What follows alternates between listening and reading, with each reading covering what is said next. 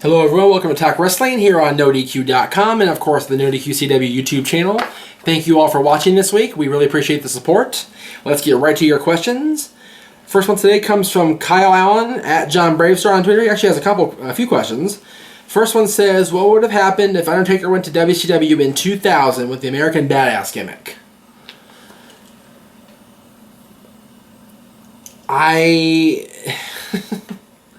It wouldn't have happened.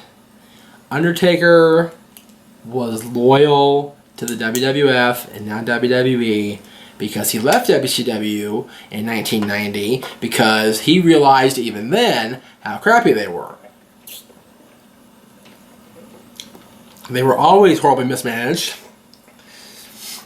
and they were destined to fail. And the dead man realized that early on. That's why he left and went to WWE and became The Undertaker in the first place. So, questions like that, I shake my head and I go, it wouldn't have happened. We can't even speculate because it wouldn't have happened. There was just no way that that scenario would have played out. Undertaker was doing just fine in WWE, even as the American Badass, Big Evil, whatever you want to call him. He was doing just fine with that gimmick, and there was no need for him to even entertain the thought of going back to WCW, especially the fact that they were dead a year later. Kyle's next question says, did the Chris Benoit incident cause the PG era? Not sure if directly caused it, but I'm sure that the drug testing was amped up because of the Chris Benoit incident.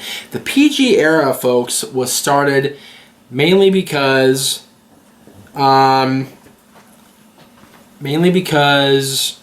two things. Linda McMahon running for Senate, and WWE had to make sure that her public image was secure. More importantly, because the toy deal with Mattel. Mattel is a very PG, I dare say even G, company. And for them to have WWE figures in their lineup, WWE had to be a more family-friendly, quality, good-natured quality product. Granted, wrestling is still wrestling, but it's far less violent than it used to be. Whatever it was, 10 years ago now, almost, since that era started. And his next question is, better era, the Attitude Era or the Ruthless Aggression Era? There is no comparison, I don't think. It's apples and oranges. The Attitude Era was TV-14, it was sleaze, it was sex, it was drugs, it was rock and roll, it was up in your business, it was the guy flipping his boss off, it was DX telling everybody to suck it was, you know, the Miss Kitty showing her boobs on TV, it was all these different things.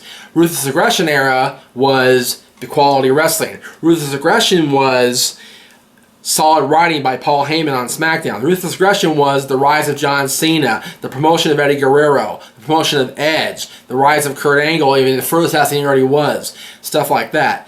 I personally like the quality of wrestling in the Ruthless Aggression era, but I like the quality of writing and the creative juices that were flowing in the Attitude Era. Alright, next one comes from Raid at BradenReal18. Yo, Jeff, what do you think about a possible team Triple H versus Team Shane O'Mac at Survivor Series? And who will be on the teams? Thanks. Little early to speculate on that. I mean, we don't even know Triple H is going to be back as far as on screen as an authority figure. Right now we have Shane and Stephanie. And right now we have the draft coming up. So, for me, why would we even think at Triple H? And Triple H also signed a 3-year wrestling contract to be a professional wrestler. So why do we think that Triple H is going to be the suit guy? Why not Triple H be the wrestler guy? Once I get closer to Survivor Series, I will circle this right now. Braden, if you will.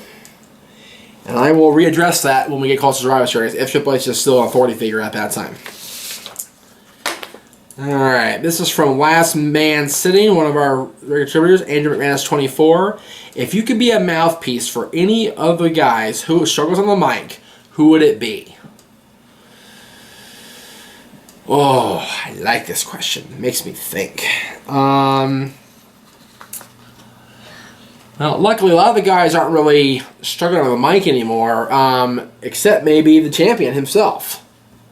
Roman's mic skills are not exactly, the best for a world champion.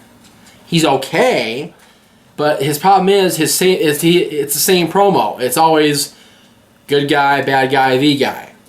And that doesn't work. That doesn't work in today's market. It's very boring. It's very like, okay, we get it. You're the champion. We understand. Enough. Say something more witty. Say something that's going to grab our attention.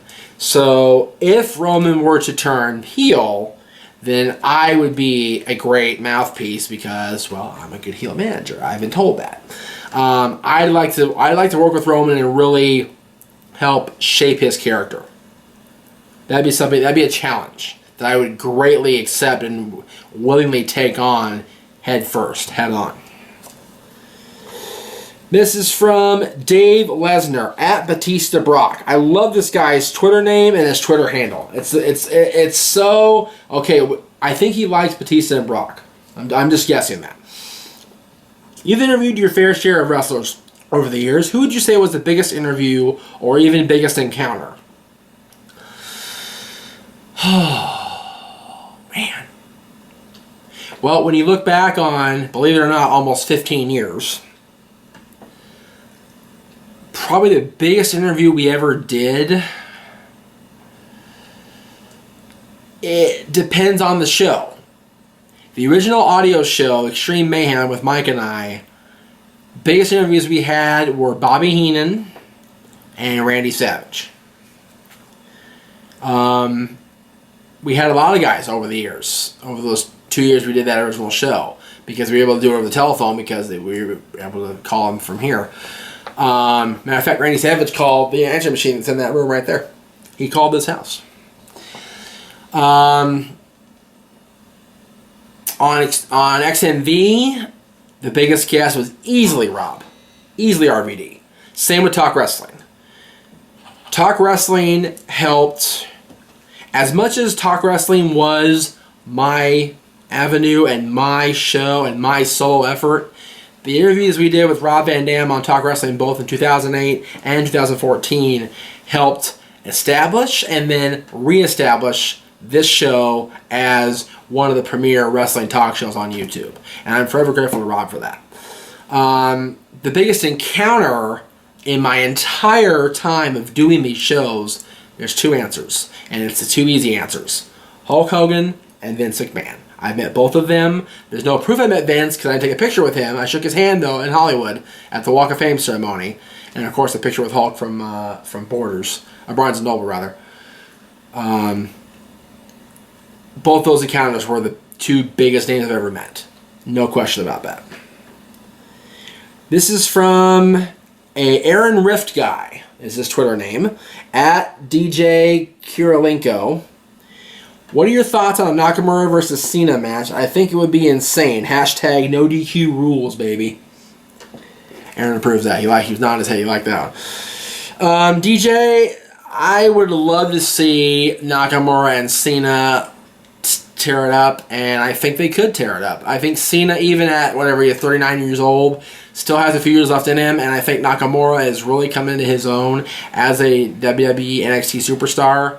So those two guys meshing up in the ring would be awesome. I think that those two, it would be insane. It really would. I think Cena has a few tricks up his sleeve yet when it comes to wrestling, and I think that he would pull a few of them out at in a match against Shinsuke Nakamura. Another one from the Aaron Riff guy. What are your thoughts on the WWE Tag Team division and what's your outlook on it? The future is bright for the WWE Tag Team division. Enzo and Cass, The New Day. Enzo Cass, the New Day, the Dudleys are still there. You've got Breezango, you got Golden Truth, you've got all these tag teams. You got Dash and Dawson, you got Jordan and Gable, you've got the Lucha Dragons, you've got so many tag teams right now that are really vying for the top spot in both WWE and NXT. And of course the Vaudevillains, can't forget the Vaudevillains. It's not as good as it was in the 80s with the Bulldogs and Demolition and the Hearts, but it's right up there. Let's see, this is from the Nolo at Dylan Mathis. Hey Jeff, do you ever see the Social Outcasts winning the tag team gold, or are they destined to be forever comedy act? Well, the fact I just answered a tag team question and didn't address the Social Outcasts speaks volumes what I think about the Social Outcasts, doesn't it? Those three right now, or three period, because Adam Rose is gone, they're going to be a comedy act. I love Slater, I like Axel a lot, and I even like Bo Dallas. But those three together are a comedy act for life. No question about it. And today's, let's see, this one, the last question comes from WWE Network 999 at Team_Lesnar. Do you think WWE will ever induct Benoit into the Hall of Fame? He definitely deserves it, minus him going crazy like he did. No. Absolutely not. There is no way WWE will ever acknowledge Benoit like that. It's one thing to put him on the Nitros and the Raws and the Thunders and the SmackDowns and the pay-per-views, but to have him be acknowledged as one of the all-time greats after the last 3 days of his life and what happened to him and his family will never, ever happen. That's my opinion. I don't think it'll happen. Thank you all for watching this week. We will see you guys next week with even more episodes of Talk Wrestling.